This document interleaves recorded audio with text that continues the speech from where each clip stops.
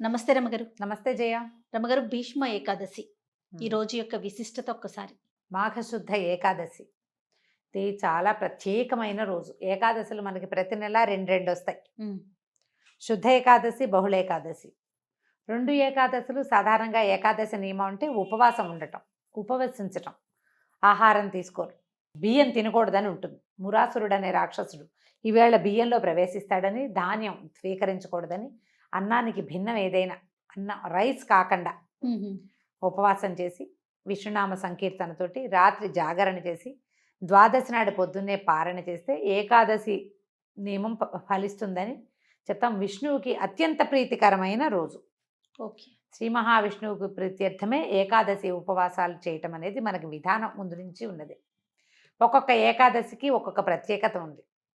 ఇప్పుడు మాఘమాసంలో వచ్చేటువంటి ఈ శుద్ధ ఏకాదశి మహాపర్వదినం అని చెప్తారు. దీనికి పూర్వగాథ, మనం దీన్ని జయ ఏకాదశి, భీష్మ ఏకాదశి అంటారు. హ్మ్. ఈ ఏకాదశులు భీష్ముడి పేరు ఎందుకు వచ్చింది అనేది ఎప్పుడు ఈ రోజున స్మరించుకోవాలన్నమాట. భీష్మ పితామహుడు, ఇది ఎప్పటిది, మహాభారత కాలం ముందు కూడా ఈ ఏకాదశి ఉంది. ఆ తర్వాత కాలం నుంచి ఇది భీష్మ ఏకాదశి అయిందనమాట. ఓకే. భీష్మ పితామహుడు, మహాభారత యుద్ధం ప్రారంభమైంది. 10 రోజుల పాటు చండప్రచండంగా యుద్ధం చేశాడు. అతిరథ మహారథులందరూ మహాయుద్ధం చేశారు. ఆయన దిగలేదు, పడలేదు, ఆయన జయించలేకపోయారు. ఒక దశలో శ్రీకృష్ణ పరమాత్మ అంతటి వాడే, చక్రం పట్టను, ఆయుధం పట్టను, కేవలము సారథ్యమే చేస్తానని అర్జునుడికి మాటిచ్చి రథాన్ని తోలే కార్యక్రమాన్ని మాత్రమే పుచ్చుకున్నటువంటి శ్రీకృష్ణ పరమాత్మ కూడా ఇవాళ చంపేస్తాను భీష్ముడిని అని చెప్పేసి రథం మీద నుంచి దూకి చక్రాయుధాన్ని విసిరపోయాడు. అంత పరాక్రమవంతుడు భీష్మ పితామహుడు. అబ్బా. భగవంతుడి ఆయన దండబెట్టాడు. అసలు భాగవతం పోతన గారి పద్యాలు అయితే ఎంత బాగుంటుందో. ఆ శ్రీకృష్ణుడిని వర్ణించే శ్లోకం, ఆ కృష్ణుడి అట్లా దూకి తన మీదకి వస్తున్నటువంటి కృష్ణుడిని చూసి భక్తితో నేల మీద పడి దండం పెట్టినటువంటి భీష్మ పితామహుడి అసలు ఆ పద్యాలు వర్ణన విని తీరవలసిందే. మహాద్భుతంగా వర్ణించారు పోతన గారు. వ్యాసుల వారు చెప్పిందే వీరి భావన ఇంకా అద్భుతంగా ఉంటుంది. అప్పుడు అర్జునుడు బతిమలాడాడు, వద్దు వద్దు వద్దు, నువ్వు ఆయుధం పట్టనన్నావు, ఈ పని చెయ్యొద్దని. తగ్గారు. ఏ విధంగా భీష్మ పితామహుడు మరణిస్తాడో, ఆయన అడ్డు తొలగితే కానీ మిగిలిన యుద్ధం జరిగేలాగా లేదు. ఇక్కడ వీళ్ళ దగ్గర చాలామంది అయిపోతున్నారు. అప్పుడు వీళ్ళు అడిగారు పాండవులే, ఎట్లా నిన్ను జయించగలము అంటే, ఆయన ఎవ్వరూ ఆయనకి ఎదురు ఆగలేరు. కానీ ఆయన శిఖండిని చూస్తే యుద్ధ విరమణ చేస్తాడు, ఆయుధాన్ని విసర్జించేస్తారు. ఆ రహస్యాన్ని తనే స్వయంగా తన మునిమనవులకి తెలియజేశారు. మహాభారతం తాలూకు కథకి మూల పురుషుడు భీష్ముడు. సొంతంగా సంతానం లేదు. తండ్రి యొక్క మనమలు, అది కూడా క్షేత్రజపుత్రులు. వాళ్ళు సహజంగా మనవలకు తన తమ్ముళ్ళకి పుట్టిన సంతానం కాదు, క్షేత్రజ సంతానం అయినా కూడా ఆ తండ్రి యొక్క దాన్ని కాపాడడం కోసమే పితామహత్వాన్ని కూడా స్వీకరించాడు. తాత అయిపోయాడు కదా, ముత్తాత అయిపోయినా ఆయన సింహాసనాన్ని రక్షించే కార్యక్రమం నుంచి బయటికి రాల. శిఖండి దర్శనం గనక అయితే, అంటే నపుంసక దర్శనం అయితే నేను ఆయుధ విసర్జన చేస్తానన్నాడు. అందుకని యుద్ధం చేసేటప్పుడు శిఖండిని, ఈ శిఖండి ఎవరు, ఈయనతోటి నిరాకరించబడిన అంబ, ఆమె కాశీరాజకుమార్తె, ఆమె యొక్క ద్వితీయ జన్మ అయిన ఈ శిఖండి స్వరూపాన్ని చూడంగానే ఆయన ద్రుపదరాజుకి సంతానంగా జన్మించింది ఆవిడ. ఆ శిఖండి కనపడేసరికల్లా ఈయన ఆయుధాన్ని విసర్జించేశాడు, బాణాలు వేసి కొట్టేశాడు అర్జునుడు. కానీ భీష్మ పితామహుడికి ఆయన యొక్క మహాద్భుతమైన చరిత్ర వల్ల ఇచ్ఛామరణ శక్తి ఇచ్చాడు తండ్రి. నీ అంతటా నువ్వు ఎప్పుడు కావాలనుకుంటే అప్పుడు మరణం వచ్చేలాగా. అప్పుడు ఆయన ఏమనుకున్నాడంటే, నేలను పడిపోతే శరీరం అంతా బాణాలు గుచ్చుకుపోయినాయి, పడుకునే పరిస్థితి లేదు. అంపశయ్య ఏర్పరిచాడట అర్జునుడు. బాణాలతోటి ఆయన శరీరం నేలకి తగలకుండా అట్లా గాల్లో ఆపి పెట్టేలాగా. ఆయన ఏమని భావించాడంటే, నేను ఇప్పుడు మరణించను, ఇది దక్షిణాయనం, ఉత్తరాయణ పుణ్యకాలం వచ్చాక అప్పుడు నేను మరణిస్తానని ఆయన ఉద్దేశపడ్డారు. ఆయన అనుకున్నట్టుగానే మార్గశిర మాసంలో భారత యుద్ధం మొదలైతే, ఇంచుమించుగా మార్గశిర శుద్ధ ఏకాదశిలే గీతా జయంతి అని చెప్పుకుంటాం. ఏకాదశి ద్వాదశుల్లో యుద్ధం మొదలైంది అనుకుందాం. ఏకాదశి కావచ్చు, ద్వాదశి కావచ్చు, కాస్త ఒకరోజు అటు ఇటుగా కొన్ని పాఠభేదాలు ఉన్నప్పటికీ మార్గశిర మాసంలో 10-11 రోజులు, 12 రోజుల్లో 11-12 రోజులు అంటే అక్కడి నుంచి 10 రోజుల తర్వాత 10వ నాటి యుద్ధంలో పడిపోయారు భీష్మ పితామహులు. అంటే ఆ ఒక 5 రోజులు ఏకాదశి నుంచి ఏకాదశి అనుకుందాం పోనీ, ఏకాదశి, ద్వాదశి, త్రయోదశి, చతుర్దశి, పౌర్ణమి, అవో 5 రోజులు. మళ్ళా పాడ్యమి, విధియ, తదియ, తదియ. చవితి, పంచమి, పంచమి, సప్తమి, షష్ఠి రోజుల్లో వీరు భూపతనం చెందారు, పడిపోయారు. అప్పుడు అంపశయ్య మీద చేరితే మార్గశిర నుంచి మధ్యలో పుష్యమాసం పోయి మాఘమాసం వచ్చేదాకా యుద్ధం పరిసమాప్తి అయిపోయింది, దుర్యోధనుడు మరణించాడు, ఇవన్నీ జరిగిపోయి వీళ్ళు పట్టాభిషేకం జరిగే సమయమో జరుగుతోందో అప్పుడు ఈ వీరు మరణించారు. అప్పటి వరకు ఆయన శయ్య మీద అట్లా ఉన్నారు.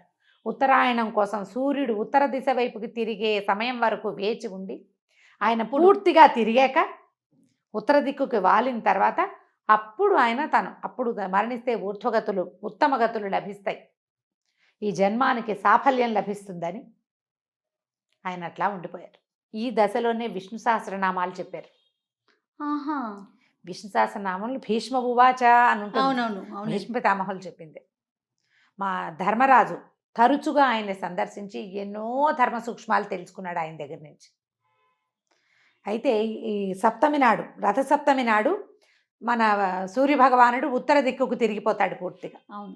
కొన్ని ఈ వేల సంవత్సరాల క్రితం ఈ సంక్రమణాలు అవన్నీ కూడా కొంచెం అటు ఇటుగా జరిగేవని, ఈ సప్తమికి దగ్గరలోనే సంక్రమణం జరిగి ఉండొచ్చు అని కూడా ఒక పాఠం ఉంది.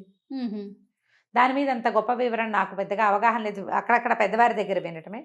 అష్టమి నాడు నుంచి ప్రాణం మొదలుపెట్టారని, ఏకాదశి దాకా అంటే ఈ ప్రాణాలు పంచప్రాణాలు ఒక్కొక్కటి వెళ్ళినాయని, అష్టమి, నవమి, దశమి, ఏకాదశి నాడు పూర్తిగా ప్రాణ విసర్జన చేశారని, ప్రాణాలు వదిలిపెట్టారు.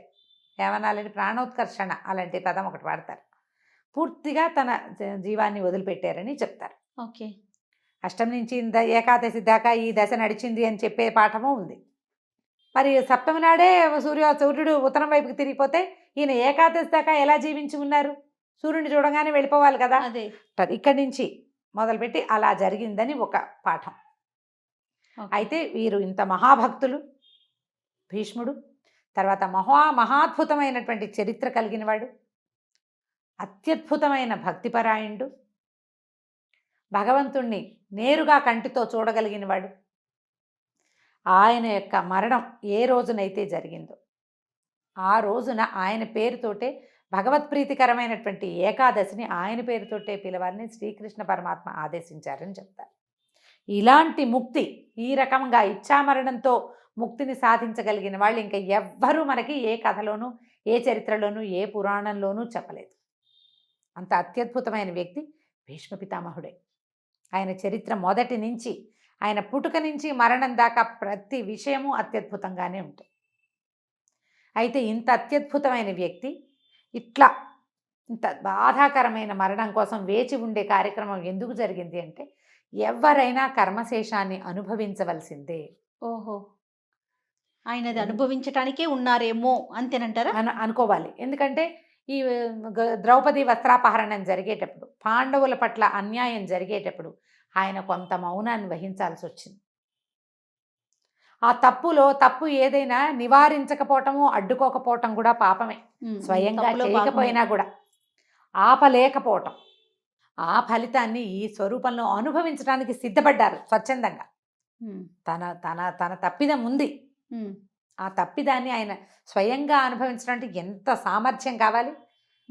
అలాంటి సమర్థవంతుడైనటువంటి వ్యక్తి యొక్క పేరుని, ఈ కథను తలుచుకుని భీష్మ ఏకాదశి నాడు విష్ణు పూజ చేస్తే అత్యద్భుతమైన ఫలితం లభిస్తుంది అని చెప్తారు. వైకుంఠ ఏకాదశి ఎంత పుణ్యప్రదమైనది, ఎంత అత్యద్భుతమైన ఫలితాన్ని ఇస్తుందో అలాంటిదే ఈ మాఘమాసంలో వచ్చే భీష్మ ఏకాదశికి కూడా అటువంటి ఫలితం లభిస్తుంది అని చెప్తారు. ఈ రోజున దేవాలయ దర్శనం కానీ, ఉపవాసం ఉండటం కానీ, జాగరణ చేయటం కానీ, ఎవరికైనా ఏదైనా దానం చేయటం కూడా, ఇవాళ చేసే దానము అవన్నీ కూడా చాలా అమోఘమైన ఫలితాన్ని ఇస్తాయి. కథ తెలుసుకుని పిల్లలకి చక్కగా భీష్మ పితామహుడి గురించి కథలు అవి చెప్పగలిగితే మరింత బాగుంటుంది. కృష్ణనామ ఈవేళ మొత్తం కృష్ణనామంతో మనం రోజంతా గడపటం, ఎవరితోటి పోరాటాలు యుద్ధాలు అవి చేయొద్దు. పోట్లాటలు లేదు, సాధ్యమైనంత మౌనం అవలంబించండి. భగవన్నామ సంకీర్తన చేస్తూ గనక ఉంటే, ఏదైనా మనం చెప్పుకోలేము, ఏదో సంగీతం ఏదైనా వింటుంటే భగవన్నామాలతోటి అది కూడా మంచి ఫలితాన్ని ఇస్తుంది. కొంచెం ఇలా పర్వదినాలప్పుడు కనుక మనం కొద్దిగా జాగ్రత్త పడితే, శ్రద్ధ పెడితే మనకి భగవంతుడి సేవలో పాల్పంచుకునేందుకు అవకాశం లభిస్తుంది. నమస్తే రమ్య. నమస్తే జయ.